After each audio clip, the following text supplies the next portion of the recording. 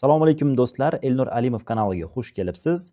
Bu kanalda sizlarga har doim tekin va bepul YouTube haqida darsliklar berib o'taman. Birinchi darsimiz bugungi Amerika YouTube'ini qanaqasiga ochamiz, mana shu O'zbekistondan turib va uni qanaqasiga sozlab chiqamiz. Shu haqida batafsil ma'lumot berib o'taman. Avvalambor YouTube kanal ochish uchun bizga kerak bo'ladi bu Gmail pochta. Gmail pochtani hammanglar bilasizlar. O'zingizlarning telefoninglardagi Google pochta. Agar Google pochtalar yo'q bo'ladigan bo'lsa, demak siz Google pochta ochishingiz kerak. Google pochtangiz bo'lsa, demak YouTube ichiga kirib sozdать kanal degan knopkasi bor. Ularni ko'rsataman hozir. Google pochtasi yo'q odamlarga avvalambor Google pochtani qanaqa ochish kerak, shuni o'rgataman.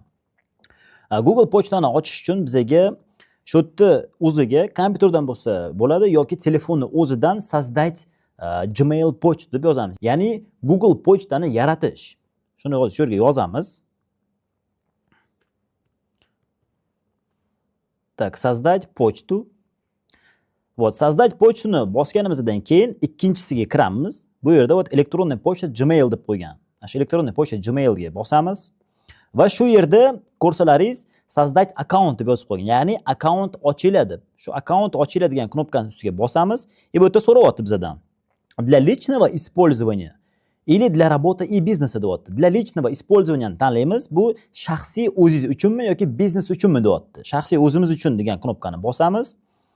Va bosganimizdan keyin bizda bu yerda ism sharfingizni yozing deyapti. Bu yerga siz o'zingizni ism sharfingizni yozsangiz bo'ladi yoki bo'lajak kanalingizni ismini yozsangiz bo'ladi.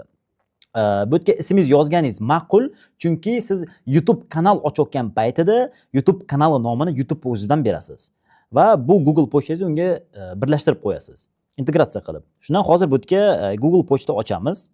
Masalan, ismim Elnur, familiyam Alimov va Daley tugmachasini bosamiz. Daley tugmachasini bosganimizdan keyin bu yerda bizga tug'ilgan kuningizni yozing deyapti. Masalan, 5 yanvar va 2000-yil deymizda. O'zingiz tug'ilgan yilingizni yozasiz va женщина, мужчина не указан. Ya'ni o'zingizni jinsiy anaqangizni yozing deyapti. Qaysi jinsga tegishlisiz? Mushina deb tanlaymiz, erkak bo'lsangiz va Daley tugmachasini bosamiz. Va bu yerda bizga Google aytayapti, siz xohlagan Gmail nomini o'ylab toping deb. Masalan, Elnur Alimov deymizda. Elnur Alimov 2000 degan o'zimning pochtam bor. Elnur Alimov 1000 deb pochta ochaman. Esingizdan chiqib ketmaydigan nom bo'lish kerak va qo'yadigan parolingiz ham esingizdan chiqib ketmasligi kerak. Uni qat'qadir qog'oz bilan yozib qo'yishingiz kerak.